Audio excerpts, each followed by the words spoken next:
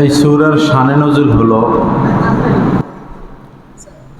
যখন নবীজি মক্কা ইসলামের দাওয়াত দিতে থাকেন, এক আল্লাহর দাওয়াত দিতে থাকেন এবং কাফেররা হাজারো ষড়যন্ত্র করে নবীজির এই দাওয়াতকে প্রতিহত করতে না পারে, তো গোপনে মক্কার কাফেরগণ মদিনায় দুইজন লোক পাঠাইছেন এবং তাদেরকে এই দায়িত্ব দিলেন যে আমরা তো আসমানি কিতাব সম্পর্কে অনভিজ্ঞ, আর মদিনায় ইহুদি সম্প্রদায় বসবাস করে, তাদের কাছে আসমানি কিতাব রয়েছে। তো তাদের কাছে গিয়ে নবী মুহাম্মদ সম্পর্কে জানতে চাইবা, তিনি কি আসলে নবী কিনা, শেষ নবীর আলামত কি, তাকে কোনোভাবে পরীক্ষা করা যায় কিনা, বিভিন্ন বিষয়। গোপনে দুইজন লোক মদিনায় আসলো, এসে ইহুদি ধর্ম যাজক যারা তাদের সাথে দেখা সাক্ষাৎ করলো, বিষয়টা খুলে বলল। তো মদিনার ইহুদিরা তিনটা প্রশ্ন তাদেরকে শিখিয়ে দিল যে তাকে গিয়ে তিনটা প্রশ্ন করবেন, যদি সে এই তিনটা প্রশ্নের যথাযথ উত্তর দিতে পারে তাহলে তিনি সত্যিকার নবী, আর উত্তর দিতে না পারলে তিনি নবী না। প্রথম বলল যে গুহাবাসী যে কয়জন যুবক, 7 জন যুবক নিজের ঈমান, নিজের দ্বীন হেফাজত করার জন্য গুহায় গিয়ে অবস্থান করেছিল, তারা কারা, তাদের নাম কি, তারা কতদিন গুহায় অবস্থান করেছিল, বিস্তারিত এই সম্পর্কে প্রশ্ন করবেন। দ্বিতীয় প্রশ্ন করেছিল, শিখিয়ে দিল যে সেই ব্যক্তিকে যিনি পূর্ব এবং পশ্চিম দিগন্ত সফর করেছেন অনেক আগের জামানায়, পৃথিবীর একদম পূর্বে কি আছে, পৃথিবীর একদম পশ্চিমে কি আছে, অর্থাৎ যুলকারনাইন, তারা নাম বলে দেয় নাই, তার সম্পর্কে জিজ্ঞাসা করবেন সে কে ছিল।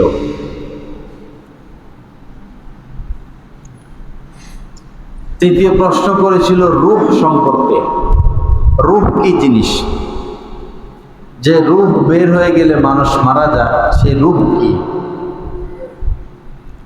তো তারা মদিনা থেকে মক্কায় ফিরে এসে গোপনে মক্কার কাফেরদের সাথে জানাইল এরকম তিনটা প্রশ্ন। তো তারাও তো খুশি যে এটা তো খুব হার্ড প্রশ্ন, নবী ছাড়া কেউ এর উত্তর দিতে পারবে না। তো কাফেররা দলে বলে এসে নবীজির নিকটে তিনটা বিষয় জানতে চাইল। নবীজি বললেন আমি আগামীকাল বলবো। জিবরিল আমিন ওহী নিয়ে আসবেন, ওহীর মাধ্যমে বলবেন। তো নবীজি আগামীকাল বলবো ইনশাআল্লাহ বলেন নাই, ইনশাআল্লাহ বলেন নাই, যার কারণে ওহী আসা বন্ধ হয়ে গেল। আল্লাহর উপর ভরসা করে বলেন নাই। এখন নবীজি অপেক্ষমান, জিবরিল আমিন আসবেন, ওহীর মাধ্যমে তিনটা প্রশ্নের জবাব দিবেন, নবীজি উত্তর দিবে। জিবরিল আমিন তো আর আসে না, 1 দিন 2 দিন 1 সপ্তাহ 10 দিন 15 দিন পর্যন্ত। এইদিকে নবীজির অবস্থা অনেক শোচনীয়। এক তো লজ্জা যে আগামীকাল বলবো, বললেন না। দ্বিতীয়ত এটা কঠিন বিষয়, তিনি সত্য নবী কিনা। চতুর্দিকে কাফেররা বিভিন্ন প্রপাগান্ডা, অপবাদ, ধিক্কার, ঘৃণা ছড়াইতেছে। আর আল্লাহ রাসূলের কি যে কষ্ট, একটা দিন কিভাবে কাটতেছে, কঠিন, এদিকে জিবরিল আমিন আসতেছে না, এদিকে মক্কার এই পরিস্থিতি। তিনি নবী হলে তিনি উত্তর দেন না কেন? তার মানে তিনি নবী না।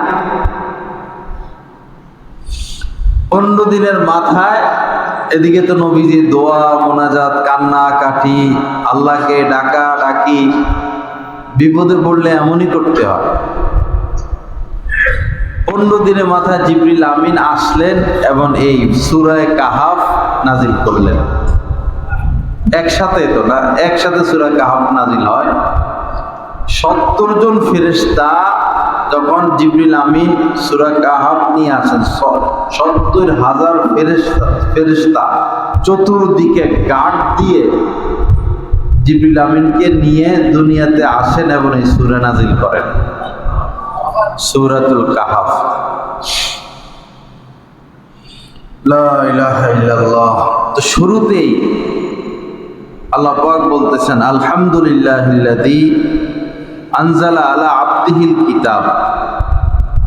আলহামদুলিল্লাহ মানে হলো সমস্ত প্রশংসা। এই পৃথিবীতে যত প্রশংসিত বিষয় আছে, যত সুন্দর আছে, যত বৈশিষ্ট্য আছে, যত গুণ আছে, যত কারামতি আছে, সমস্ত প্রশংসা কার? লিল্লাহ, আল্লাহ। সূর্য উঠে অস্ত যায়, চন্দ্র আসে, রাত আসে, দিন আসে, শীত আসে, গরম আসে, জোয়ার আসে, ভাটা আসে। এখন বসন্ত, বাগানে বাগানে ফুল আর ফুল, গাছে নতুন নতুন পাতা, কি মনোরম পরিবেশ, ক্ষেতের মধ্যে ধান, সবুজ বিছানা, যত কিছু আছে সব প্রশংসা কার? আল্লাহ। আলহামদুলিল্লাহিল্লাযী, সমস্ত প্রশংসা ওই সত্তার।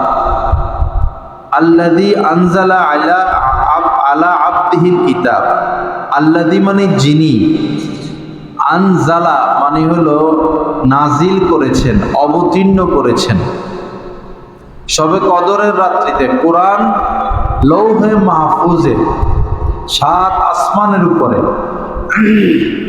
কোরআন সংরক্ষিত।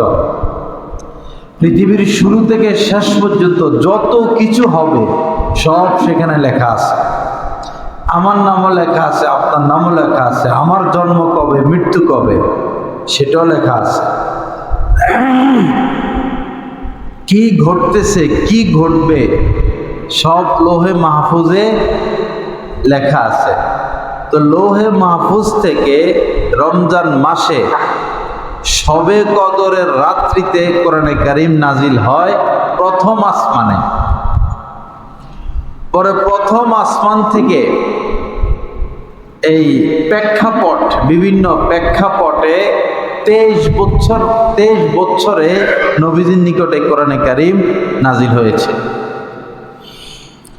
তো আনজালা মানি যিনি নাজিল করেন, আলা আবদিহি, আব্দুল মানে বান্দা, কিতাব মানে কিতাব। তো তর্জমা কি হলো?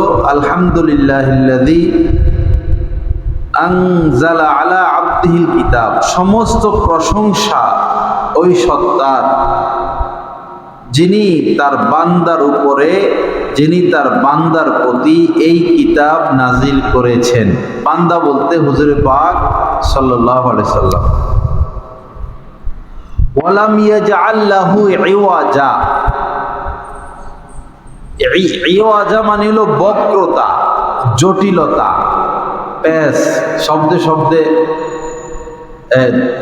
জটিলতা, অর্থে জটিলতা, বাক্যে বাক্যে জটিলতা। ওয়ালাম ইয়াজআল, তিনি করেননি, রাখেননি, লাহু এই কোরআনে, ইওয়াজা কোনো বক্রতা। ওয়ালাম ইয়াজআল লাহু ইওয়াজা, এই কোরআনে তিনি কোনো বক্রতা রাখেননি। ওয়ালাকাদ ইয়াসসারনাল কোরআনা লিযিকরি। অন্য আয়াতে আল্লাহ পাক বলেছেন যে আমি তো মানুষের জন্য কোরআনকে সহজ করেছি। আল্লাহ যদি কোরআন সহজ না করতেন আমরা কোরআন বুঝতাম না। আল্লাহর দয়া আমাদের উপরে। তো এই আয়াতে কারিমার মধ্যে আল্লাহ পাক বলতেছেন কোরআনে আমি কোনো বক্রতা রাখিনি, জটিলতা রাখিনি, কোনো পেশ নাই। কাইয়িমান লিউনযিরা বা'সান শাদীদা, কোরআনকে সহজ করেছি, সাবলীল করেছি।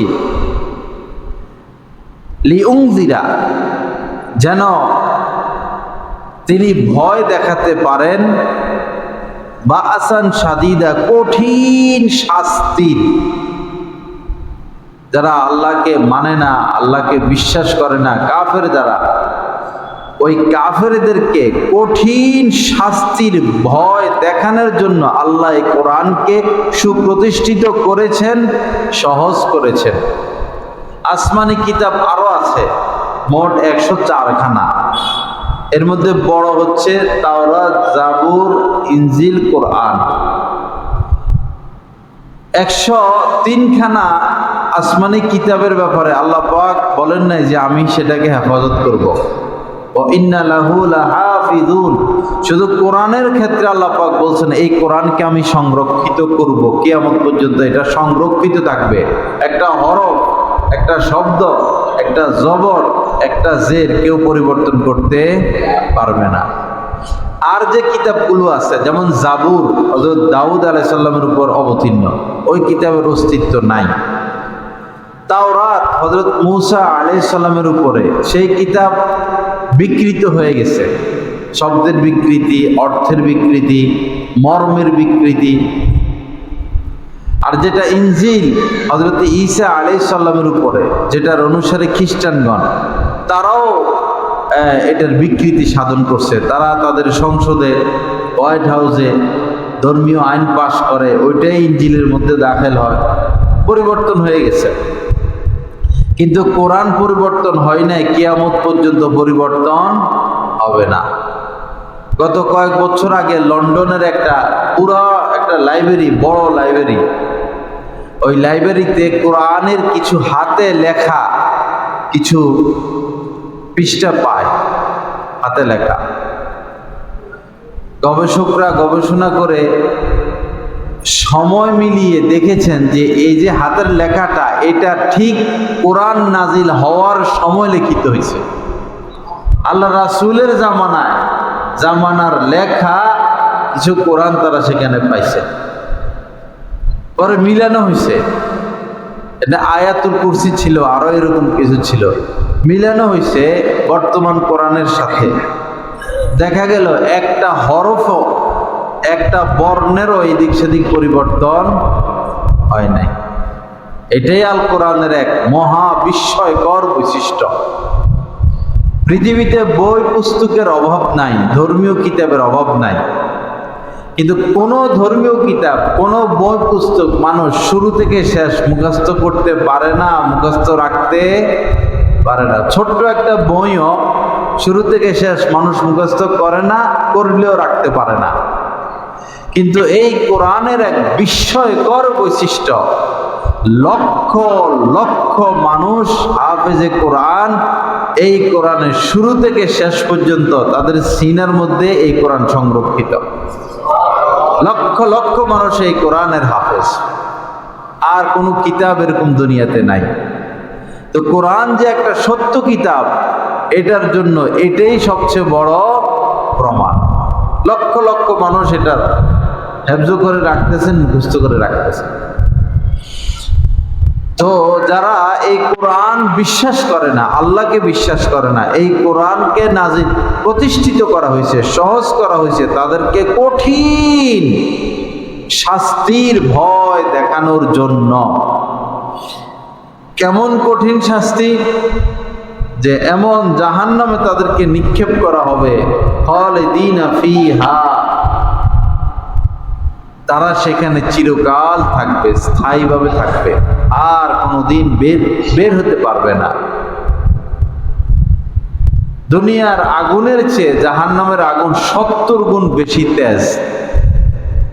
70 গুণ। কোনো খাদ্য নাই, কোনো পানি নাই, কেউ কাউকে দেখবে না, অন্ধকার, খুব খিচাখিচি অবস্থা। একটা রুমে যদি 10 জন মানুষ বসতে পারে, সেখানে 100 জন। জাহান্নামের অবস্থা এই, আগুন আর আগুন, আগুন আর আগুন, আগুন আর আগুন, কঠিন শাস্তি। এই কোরআনকে তিনি সহজ করেছেন বুঝতে, তাদেরকে এই কঠিন শাস্তির ভয় দেখানোর জন্য। মিন লাদুন হু, আল্লাহ পাকের পক্ষ থেকে। ওয়ায়ুবাশশিরা আল মুমিনিনা আল্লাযীনা ইয়ামালুনাস সালিহাত আন্না লাহুম আজরান হাসানা, এবং সুসংবাদ দেওয়ার জন্য। আগেরটা হলো দুঃসংবাদ, এখন বলতেছেন সুসংবাদ দেওয়ার জন্য কাদেরকে? আল মুমিনিনা, সমস্ত মুমিনদেরকে। আল্লাযীনা ইয়ামালুনাস সালিহাত, মুমিন কারা? যারা সৎ কাজ করে। মুমিন কারা? যারা সৎ কাজ করে, ভালো কাজ করে, গুনাহমুক্ত থাকে, পাপ মুক্ত থাকে, মানুষের ক্ষতি করে না, মানুষের উপর জুলুম করে না, অবিচার করে না, অত্যাচার করে না, চুরি করে না, ডাকাতি করে না, জিনা করে না। হাদিস শরীফের মধ্যে নবীজি বলেছেন, আল মুমিনু মান আমিনাহুন নাসু আলা দিমাইহিম ওয়া আমওয়ালিহিম।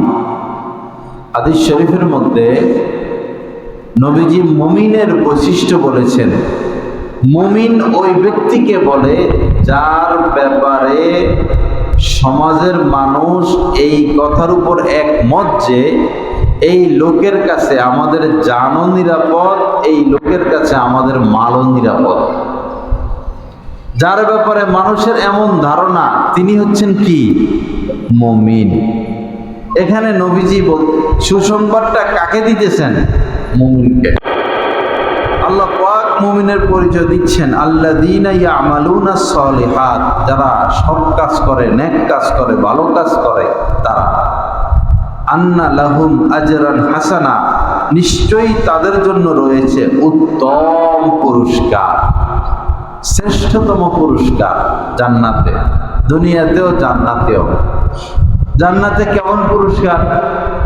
যেমন নদী, আমাদের মেঘনা নদী এখান দিয়ে গেছে, এটা তো ছোট্ট নদী। এক এক জান্নাতীকে এর থেকে বড় বড় নদী দিবেন, যে নদী পুরাটা দুধের। কিসের? দুধের নহর। এমন নদী দিবেন যে নদী মধুর নহর, মিষ্টি পানির নহর।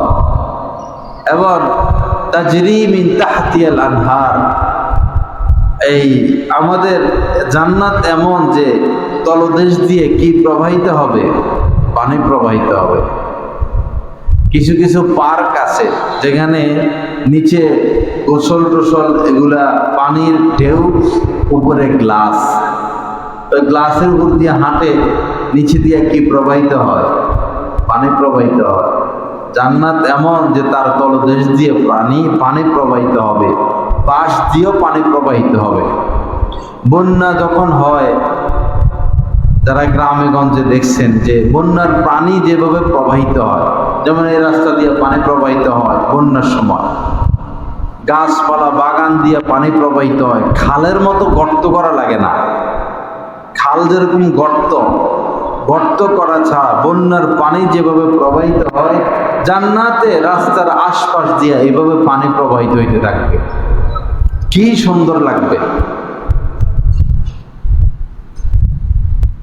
পাখি, আপনারা স্বামী স্ত্রী সোফার মধ্যে হেলান দিয়ে বসে থাকবে জান্নাতে, পাখি উড়া দিয়ে যাবে, রং বিরঙ্গের পাখি, হাজার হাজার পাখি। হঠাৎ কোনো একটা পাখি পছন্দ হবে, যে পাখিটা পছন্দ হয়েছে।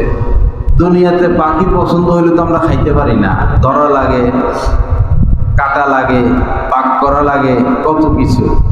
জান্নাতে ঝামেলা নাই, শুধু মনে মনে বলবেন যে পাখিটা পছন্দ হয়েছে, সাথে সাথে আপনার সামনে ওই পাখিটা ভুনা হইয়া বা ঝাল ফ্রাই হইয়া, আপনি যেমনি খাইতে চান আপনার সামনে চলে আসবে। প্লেট ভাসবে, প্লেটের নিচে টেবিল লাগবে না, প্লেট ভাসবে এমনি শূন্যের উপরে। স্বামী স্ত্রী দুজন খাইবেন মজা করে, পরে হাড্ডিগুলো তো খাইবেন, খাওয়া হবে না, রেখে দেওয়া হবে। খানা শেষ হইলে আল্লাহর হুকুমে হাড্ডির সাথে হাড্ডি জোড়া হবে, কঙ্কাল তৈরি হবে, হাড্ডির উপরে গোস্ত, মাংস, রক্ত আসবে, চামড়া আসবে, পর পাখা আসবে। ওই পাখিটা আপনাদেরকে টাটা দিয়ে আবার উড়ে দিয়ে চলে যাবে। এই হচ্ছে কি জান্নাত। দুনিয়াতে যে মানুষটা কালা, এ আজীবন কালাই থাকবে। যে মানুষ সুন্দর সুন্দরী, যার চেহারা যেমন সে তেমন, যে বেটে সে বেটেই থাকবে। জান্নাতে আমরা এক একজন 60 হাত লম্বা হব, সুবহানাল্লাহ। আবার অনেকের স্ত্রী, অনেকের মনে ব্যথা, আমার বউটা বেশি বাইকটা, কালা, মোটা, চেহারা ভালো না। জান্নাতে সবার স্ত্রী 60 হাত লম্বা, আপনারও 60 হাত, সেও 60 হাত, এবং বয়সও সমান। অনেক সময় স্ত্রীর বয়স কম হলে জ্ঞান বুদ্ধি কম, উল্টাপাল্টা করে। তো আপনারও বয়স 30, আপনার স্ত্রীর বয়সও কত থাকবে? 30, সমানে সমান। এবং দুনিয়াতে স্ত্রীর চেহারা এরকম সেরকম ওইরকম, কোরআনে কারিমে আল্লাহ পাক বলছেন, ইন্না আনশানাহুন্না ইনশাআ। এরপরে কি? আবকারা। এই নতুন আকৃতি দিবেন, এত সুন্দর, এত মধুময়, এত আকর্ষণীয়, এত লোভনীয়, এত মায়া দিয়া নতুন ভাবে, এমন ভাবে আল্লাহ আমাদের স্ত্রীদেরকে সৃষ্টি করবেন যারা হুরদের চেয়ে আরো বেশি সুন্দরী হবে, এবং তারা চির বাকেরা থাকবে। আবকারা, বাকেরা বলতে যে মেয়ের বিয়ে হয় না। বাকেরার হাকিকত মসজিদে বলা যাবে না, আমি ভাষা ভাবে বোঝানোর চেষ্টা করব। বাকেরা মানে হইল যার বিয়ে হয় নাই, যাকে কোনো পুরুষ স্পর্শ করে নাই, এরকম। তো আপনার স্ত্রী এমন হবে, আপনি তার সাথে থাকবেন, থাকার পরে সে আবারও বাকেরা হয়ে যাবে। একসাথে ঘুমাবেন, তো পরে সে আবার আল্লাহ পাকের পক্ষ থেকে আবারও সে বাকেরা হয়ে যাবে। আবার একসাথে থাকবেন, আবারও সে বাকেরা হবে। এইভাবে আজীবন আপনার স্ত্রী কি থাকবে? বাকেরা থাকবে। এটার নাম কি? জান্নাত। এবং জান্নাতেও বাজার আছে। দুনিয়াতে যেমন বাজার বসে, জান্নাতেও বাজার বসবে, তবে সেখানে মাছ তরকারি বেচা কিনা হবে না, সেখানে চেহারা বেচা কিনা হবে। চেহারা, অমুকের চেহারা একরকম চেহারা, আরেক রকম চেহারা, আরেক রকম চেহারা, আরেক রকম। এটা তো আল্লাহ পাকের এক কি কুদরত, আল্লাহর কুদরত। এই যে আঙ্গুলের ছাপ মারে, পৃথিবীর 2 জন মানুষের আঙ্গুলের ছাপ এক হবে না। কার কুদরত? আল্লাহর কুদরত। এই যে নাকের ডগা, এটা একটা মডেল করছেন আর কি আল্লাহ পাক। মডেল ডিজাইন করে না, এটা আল্লাহর একটা ডিজাইন। এই নাকের ডগা পৃথিবীর 2 জনের একরকম হবে না। আর পৃথিবীর সবচেয়ে সুন্দর নাকের ডগা ছিল হুজুর পাক সাল্লাল্লাহু আলাইহি সাল্লাম। সবসময় নাকের উপরে নূর ভাসত, নূর ঝলমল ঝলমল ঝলমল করত নবীজি। 2টা চোখ একরকম হবে না, 2টা ঠোঁট একরকম হবে না, আল্লাহর কুদরত। তো জান্নাতে এরকম চেহারা বিক্রি হবে, চেহারা ঝুলিয়ে রাখবে, চেহারা ঝুলিয়ে রাখবে। আপনি বাজারে যাবেন, যাইয়া চেহারা পছন্দ করবেন, এটা ভালো লাগে না, এটা ভালো লাগে না, ওইটা ভালো লাগে। যেই চেহারা আপনার ভালো লাগবে, আপনি শুধু মনে মনে করবেন, আল্লাহ আমার চেহারাটা এটা হইলে ভালো হয়, সাথে সাথে আপনার চেহারা পরিবর্তন হয়ে যাবে, আপনি ওরকম হয়ে যাবেন। কিন্তু তাও আপনাকে চিনা যাবে, আপনার ছেলে মেয়ে আপনাকে চিনবে, আপনার স্ত্রী আপনাকে চিনবে।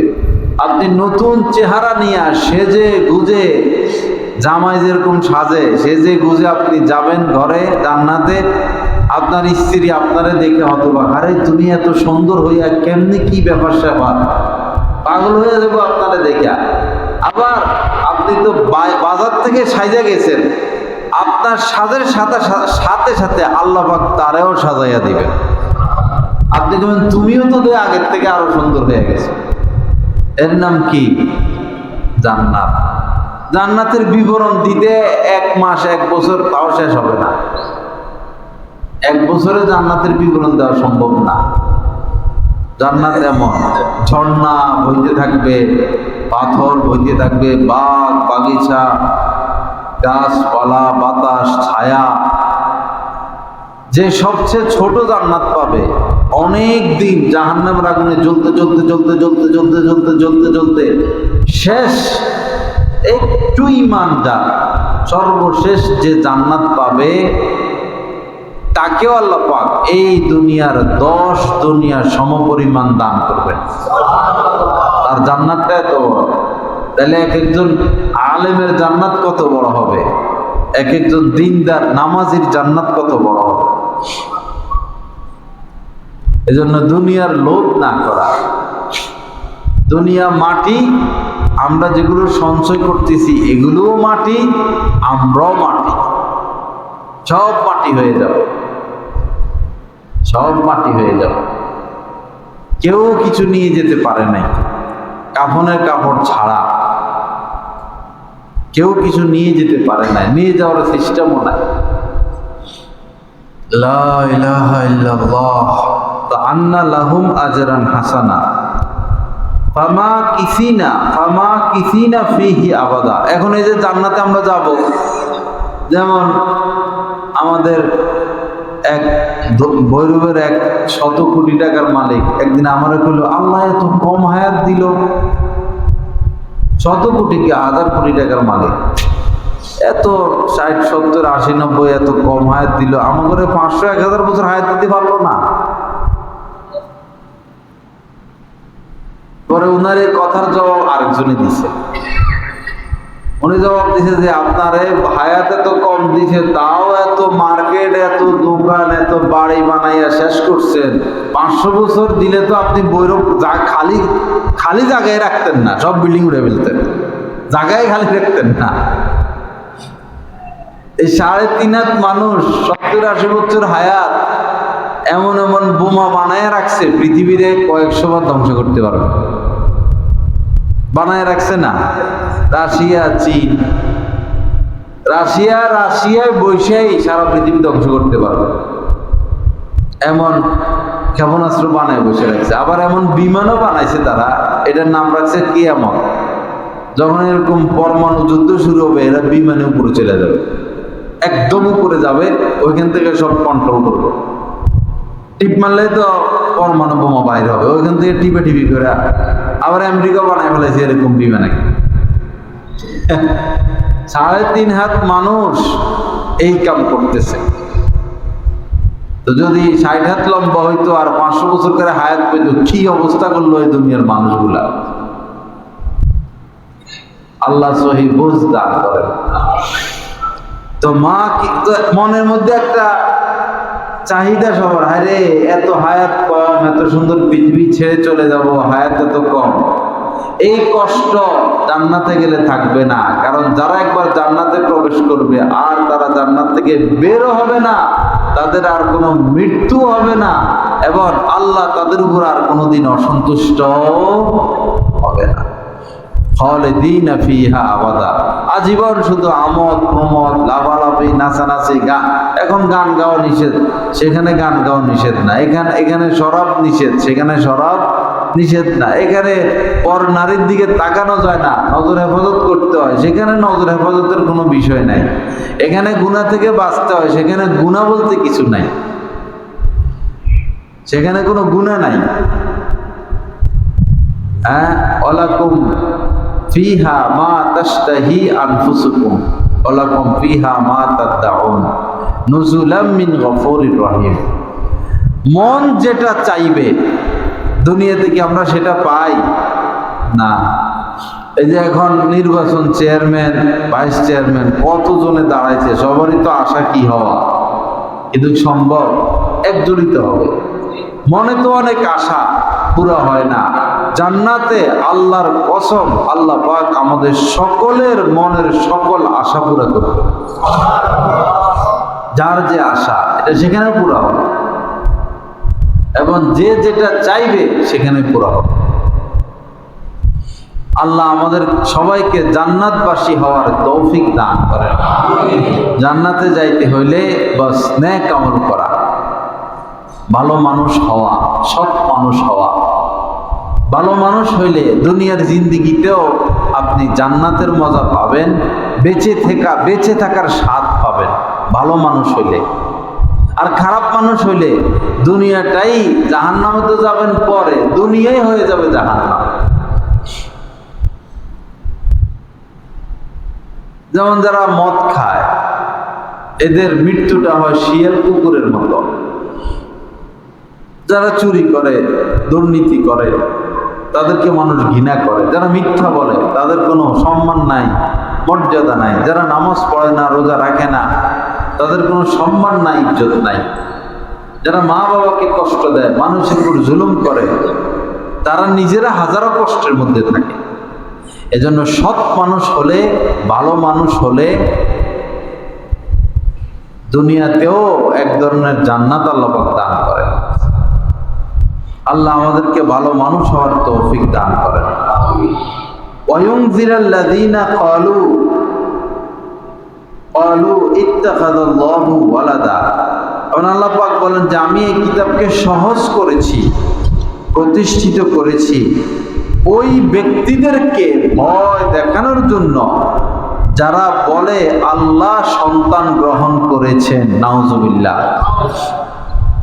যেমন ইহুদিরা বলে যে ওজাইর একজন নবী ছিলেন, হযরত ওজাইর আলাইহিস সালাম। ইহুদিরা বলে যে তিনি আল্লাহর সন্তান, নাউজুবিল্লাহ। আর খ্রিস্টানদের মধ্যে আবার পার্থক্য আছে। কত খ্রিস্টানরা বলে যে হযরত ঈসা আলাইহিস সালাম আল্লাহর কি সন্তান, নাউজুবিল্লাহ। লাম ইয়ালিদ ওয়া লাম ইউলাদ, আল্লাহ পাক কারো থেকে জন্ম নেন নাই, তিনি কাউকে জন্ম দেনও নাই। আল্লাহ একক সত্তা, তার কোনো স্ত্রী নাই, তার কোনো স্বামী নাই। আল্লাহ আল্লাহ, লা ইলাহা ইল্লাল্লাহ। তো তারা যে বলে যে আল্লাহ সন্তান গ্রহণ করছেন, তাদেরকে শাস্তি দেওয়ার, তাদেরকে সাবধান করার জন্য আল্লাহ পাক এই কোরআনকে কি করেছেন? সহজ করেছেন। ওজাইর আলাইহিস সালামকে যে ইহুদিরা আল্লাহর সন্তান বলে, এটার ব্যবহার হইল বখতে নসর, ইরাকের এক মূর্তি পূজক বাদশা। এখন যেরকম ইহুদিরা আমাদের গাজার মুসলমানদের উপরে যেরকম একটা অত্যাচার করে ঘর বাড়ি সব ভেঙে দিছে, এই ফিলিস্তিনের ইতিহাসটা এরকম। যুগ যুগ ধরে ফিলিস্তিন এই এলাকায় জেরুজালেমে এই অত্যাচার হয়ে আসতেছে। ইরাকের এক মূর্তি পূজক বাদশা বখতে নাসার এই ফিলিস্তিনে আক্রমণ করে ঘর বাড়ি ভাঙ্গা জ্বালাইয়া মসজিদও ভাঙ্গিয়ে ফেলছে, সব তস নস করে ফেলছে সে। পরে যাওয়ার সময় আবার অনেক মানুষকে বন্দী করে নিয়ে গেছে। তো সে জায়গায় হযরত ওজাইরকেও বন্দী করে নিয়ে গেছেন। অনেকদিন পর হযরত ওজাইর আলাইহিস সালাম ফিরে আসছেন। পরে উনি তো নবী, তো ওনার উপর নির্দেশ আসলো এই শহরটাকে কায়েম করতে। শহর তো পুরা ভাঙা, এটার কেমনে কায়েম করবে? তো উনি বলছে যে এই বিধ্বস্ত শহরটাকে কিভাবে আবার পুনর্গঠন করা যায়, কেমনে সম্ভব? তো হইল কি, আল্লাহ তাকে মৃত্যু দিয়ে দিয়েছেন। হযরত ওজাইরের মৃত্যু হয়ে গেছে। 100 বছর পর আবার তাকে জাগাইছেন। জায়গায় বলছেন কাম লাবিস্তা, কতদিন তুমি অবস্থায় ছিলা? উনি বললো যে একদিন হবে বা আধা দিন হবে।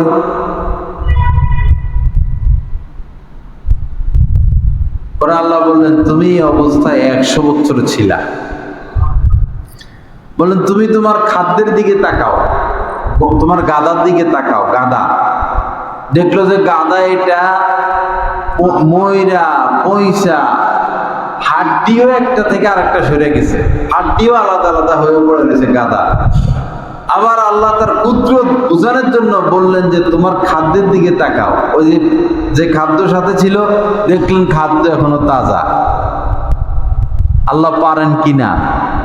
পারেন। খাদ্য তাজা।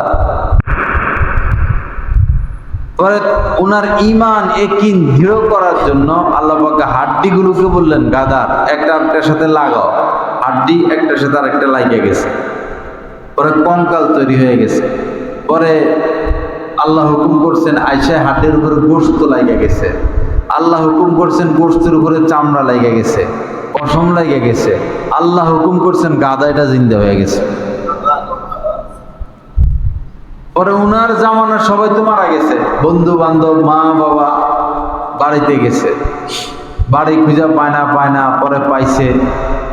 পরে আমি ওজায়ের তো তারে তো বক্তে নসর দখল বন্দি করে নিয়ে গেছে, সে তো বহু আগে মারা গেছে, ওজায়ের আসবে কোথায় থেকে? বললো না আমি ওজায়ের। কেউ বিশ্বাস করে না, তার কেউ জীবিতও নাই, কেউ চিনেও না। পরে লোকজন বলল ওই সময় আবার তাওরাত যে কিতাব ইহুদিদের, তাওরাত কিতাব দুনিয়াতে ছিল না। ওই বখতে নসর তাওরাতের সকল কপি জ্বালাইয়া দিছেন, তাওরাত ছিল না। তাওরাত পুরা জ্বালাইয়া ফেলছেন, ধ্বংস করে ফেলছেন। তো লোকজন বলল যে উজায়েরের তাওরাত মুখস্থ ছিল, তাওরাত তো এখন নাই আমাদের কাছে, তার তাওরাত কিতাব মুখস্থ ছিল, তুমি যদি উজায়ের হও তাওরাত শোনাও। পরে তিনি তাওরাত শুনাইয়া দিছেন। তো সবার বিশ্বাস যে উনি উজায়ের। এখান থেকে বলে তো এই তো মানুষ নাই, বলে আল্লাহর পুত্র, নাউজুবিল্লাহ।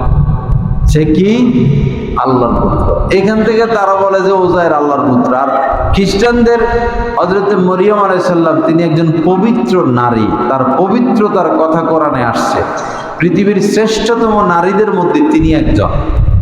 4 জন শ্রেষ্ঠতম নারী, হযরতে মরিয়ম, আম্মাজান হযরতে খাদিজা, আম্মাজান হযরতে আয়েশা, হযরতে ফাতেমা, 4 জন শ্রেষ্ঠতম নারী। তার মধ্যে হযরতে মরিয়ম, তো ওনার তো বিয়ে হয়নি। ওনার মা ওনারা ওয়াকফ করে দিয়েছিলেন, বাইতুল মুকাদ্দাসের জন্য ওয়াকফ করে দিয়েছেন খেদমতে। ভাবছে ছেলে হবে, তো হয়েছে মেয়ে। লম্বা কাহিনী, যাই হোক, ওনার বিয়ে হয় নাই। পরে ওনার গর্ভে সন্তান এসে গেছে আল্লাহর হুকুমে। আল্লাহ পাক জিবরিল আমিনকে পাঠাইছেন, পরে জিবরিল আমিন এসে ফু দিছেন, পরে ওনার গর্ভে সন্তান এসে গেছে। এখন কোন পুরুষ তাকে স্পর্শ করে নাই, তার গর্ভে সন্তান। আর মানুষের এটা বিশ্বাস যে তিনি একজন সৎ নারী। যাক, বাচ্চা হয়েছে, বাচ্চা কোলে নিয়া এলাকায় গেছেন, শহরে। সবাই বলে কি করলা মরিয়ম, তুমি কি করলা, কোথা থেকে বাচ্চা এলো? তো তিনি কথা বলতেছেন না, তিনি রোজা। ওই জামানার রোজা ছিল কথা বন্ধ রাখা, বুঝছেন? ওই জামানার রোজা কি ছিল? কথা বন্ধ রাখা। কয়েকজনের কথা বন্ধ আছে। তো উনি বুঝাইতেছেন আমি রোজাদার, আর বাচ্চার দিকে তাকাইয়া দিতেছেন। এই বাচ্চার সাথে আমরা কিসের কথা বলবো? এই কোলের বাচ্চা কথা বলা শুরু করে দিছে, ইন্নী আব্দুল্লাহ। ইন্নী না, হযরত ঈসা আলাইহিস সালাম বাবু, একদিনের বাবু, বলতেছে আমি আল্লাহর বান্দা। প্রথম কথায় আমি আল্লাহর বান্দা, কারণ তারা তো বলতেছে কি সে আল্লাহর সন্তান। আতানিয়াল কিতাব ওয়া জাআলানি নাবিয়্যা, আমাকে আল্লাহ কিতাব দিবেন, আল্লাহ আমাকে নবী বানাবেন, এরকম। পরে ওইখান থেকে খ্রিস্টানরা বলা শুরু করছে হযরত ঈসা কার সন্তান? আল্লাহর সন্তান। তাফসীর বুঝতে হলে ঘুরাঘুরি করা লাগে আর কি। ওই 100 বছর আগে যাইতে হয়, 1000 বছর আগে যাইতে হয়, 5000 বছর আগে যাইতে হয়, না হলে তাফসীর বুঝে আসে না। লা ইলাহা ইল্লাল্লাহ। তো ওয়ায়ুনজিরাল্লাযীনা ক্বালু ইত্তাখাযাল্লাহু ওয়ালাদা, এই কোরআনকে তিনি সুপ্রতিষ্ঠিত করেছেন ওই সমস্ত ব্যক্তিকে ভয় দেখানোর জন্য যারা বলে আল্লাহ সন্তান গ্রহণ করেছেন। মা লাহুম বিহি মিন ইলমিন, এখন আল্লাহ পাক বলতেছেন যে এরা যেরকম উল্টা পাল্টা কথা বলে, এই ব্যাপারে এদের কোনো জ্ঞান নাই, কোনো জ্ঞান নাই। ওয়ালা লিআবাইহিম, এবং তাদের পূর্বপুরুষদেরও এই ব্যাপারে কোনো জ্ঞান ছিল না। আল্লাহ পাক হযরত আদম আলাইহিস সালামকে বানাইছেন পিতা ছাড়াও মাতা ছাড়াও। হযরতে ঈসা আলাইহিস সালামকে বানাইয়া দেখাইছেন যে আমি কি পিতা ছাড়াও সন্তান মানুষ বানাইতে পারে, বুঝাইছেন। কাবুরাত কালিমাতান তাখরুজু মিন আফওয়াহিম, কালিমাতুন মানে শব্দ, তাখরুজু মানে বের হয়েছে, মিন আফওয়াহিহিম তাদের মুখ থেকে। আল্লাহ পাক বলেন তাদের মুখ দিয়া যে কথাটা বাইর হইল যে আল্লাহ সন্তান গ্রহণ করছেন, তাদের মুখ দিয়ে অত্যন্ত মারাত্মক কথা, বড় ধরনের অপরাধ, অত্যন্ত জঘন্যতম কথা, নিকৃষ্টতম কথা, পাপী কথা, এর থেকে খারাপ কথা আর হতে পারে না। ইয়াকুলুনা ইল্লা কাযিবা, আল্লাহ পাক বলেন তারা যেটা বলতেছে সেটা তো মিথ্যা, মিথ্যা বলতেছে। লা ইলাহা ইল্লাল্লাহ। ফালাআল্লাকা বাখিউন নাফসাকা আলা আথারিহিম ইল্লাম ইউমিনু বিহাদাল হাদিসি আসাফা। এখন আল্লাহ পাক বলেন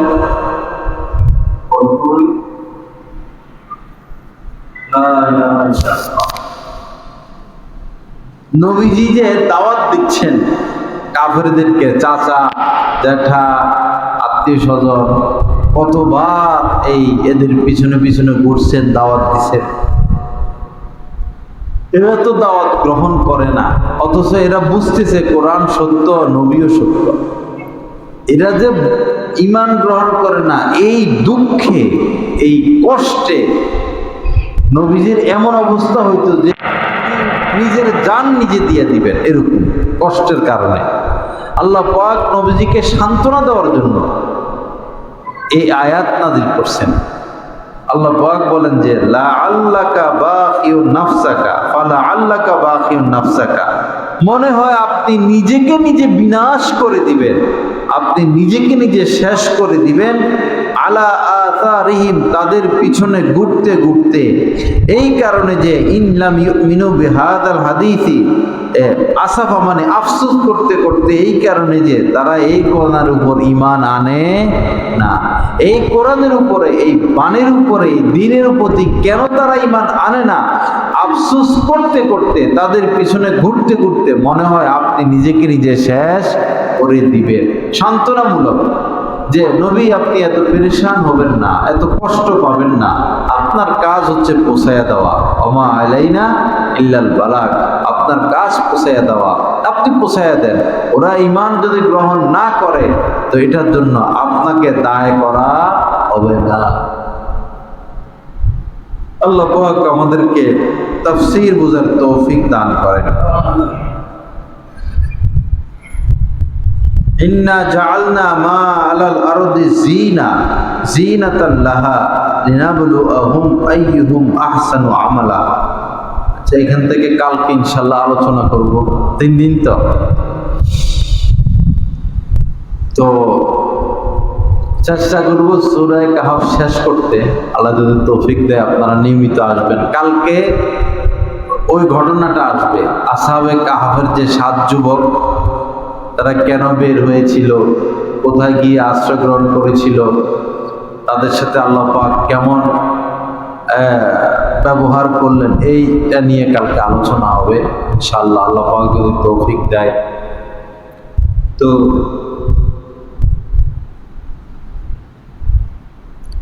আল্লাহ পাক যে রোজা দান করছেন, মূলত এটার কারণ হলো যেন আমরা আল্লাহকে খুঁজে পাই, আল্লাহকে আমরা সন্তুষ্ট করতে পারি, গুনাহমুক্ত হতে পারি। দুঃখজনক বিষয় হইল আমরা রোজা তো রাখি কিন্তু গুনাহ থেকে বাঁচি না। যেমন এত কষ্ট করে রোজা রাখি কিন্তু চোখ খোলা, আমাদের চোখের দ্বারা কুদৃষ্টি হয়, ভিন নারী, পর নারী, বাগানা নারী, তাদেরকে দেখা মোবাইলেও হারাম, পত্র পত্রিকায় হারাম, রাস্তাঘাটেও হারাম। আমাদের পুরুষদের সবচেয়ে বেশি যে অঙ্গের দ্বারা গুনাহ হয় এটা হলো চোখ। চোখের দ্বারা গুনাহ বেশি হয়। রমজান মাস চলতেছে, এখনো যদি আমরা কবিরা গুনাহ ছাড়তে না পারি, এখনো যদি আমরা আল্লাহকে সন্তুষ্ট করতে না পারি, তো আর কবে পারব? আর সময় কই? জিবরিল আমিন বদদুয়া করেছেন, বড়দান লিমান আদারাকা রমাযানা ফালাম ইগফার লাহু। জিবরিল আমিন বদদুয়া করছেন, যারা রমজানের মতো মাস পেয়েও নিজের গুনাহকে মাফ করাইতে পারলো না, তারা ধ্বংস হোক। নবীজি বললেন আমিন। বাবা, রমজান চলতেছে, বরকতের মাস, বৃষ্টি যেমন নাজিল হয় এভাবে রহমত নাজিল হইতেছে। আউয়ালুহু রহমা, প্রথম 10 দিন হচ্ছে রহমত আর রহমত, রহমত আর রহমত, রহমত আর রহমত। রহমত নাজিল হচ্ছে, যাদের চোখ আছে তারা দেখে, এই দুই চোখ দিয়ে দেখে। আল্লাহর তাজাল্লি, আল্লাহর নূর, আল্লাহর জ্যোতি তারা দুই চোখেই দেখে। রহমত নাজিল হচ্ছে ভাই। রহমত প্রাপ্ত হতে হলে গুনাহ থেকে বেঁচে থাকা, গান বাজনা না শোনা, সেহেরি ইফতার হালাল টাকা দিয়ে খাওয়া। যদি কাহারও এমন হয় হারাম আছে, আপনি খানা যেটা, খানার টাকাটা এই রমজানে ইফতার সেরি এগুলো মনে করেন হালাল ব্যবসা আছে, এটা দিয়ে করবেন, একদম সব মিশ্রণ করে ফেলবেন না। আর যদি সবই হারাম হয় তাহলে কি করবেন? কেউ থেকে ঋণ নিবেন, যে ভাই আমার তো সবই হারাম, ইফতার কোনো সেরে করবো, কিছু ধার দাও। আপাতত চললো আর কি, কি কো, আপাতত চলবে না, পরে হালাল দিয়া ঋণ পরিশোধ করে দিবেন। হারাম খেয়ে হারাম দিয়ে সেহেরি ইফতার না করি। ইফতারের সময় খুব দোয়া, আগে পরে দোয়া। ইফতারের সময় আমরা হাউ মাও, ইফতার তৈরি করা, এই সেই, ইফতারের সময় দোয়া কবুল হয়। ব্যক্তিগত দোয়া কবুল, ইয়া ওয়াসিয়াল ফাজলি ইগফিরলি, ইয়া ওয়াসিয়াল ফাজলি ইগফিরলি। এবং সারা বছর তো তাহাজ্জুদ পড়ার সুযোগ হয় না, রমজানে তাহাজ্জুদ পড়া একদম সোজা। কারণ আমরা সেহরি খেতে উঠি, 5-10 মিনিট আগে উঠে ভালো করে ওযু মেসওয়াক করে 2 রাকাত 4 রাকাত নামাজ পড়লাম, আর আল্লাহর কাছে হাত উঠাইলাম, আল্লাহ মাফ করে দাও, আল্লাহ মাফ করে দাও, আল্লাহ মাফ করে দাও। কখন ডাক আসে? এদের সকালে আমরা এক মহিলা দাফন করলাম, শেষ তো, লাশ নিয়ে সবাই গেছে কবরে, লাশটা রাইখা এখন সবাই সবার ঘর বাড়িয়ে, উনি তো একা। স্বর্ণ গয়না ঘরে, টাকা পয়সা ব্যাংকে, জমির জায়গায় জমি, ক্ষমতার জায়গায় ক্ষমতা, আমি গেলাম একা।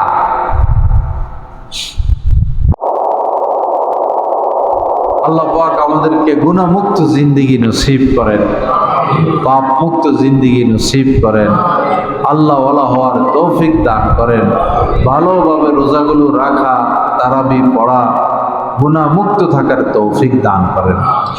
ওয়া আখিরু দাওয়ানা আলহামদুলিল্লাহি রাব্বিল আলামিন ওয়া সাল্লাল্লাহু আলা নবিয়্যিল কারীম।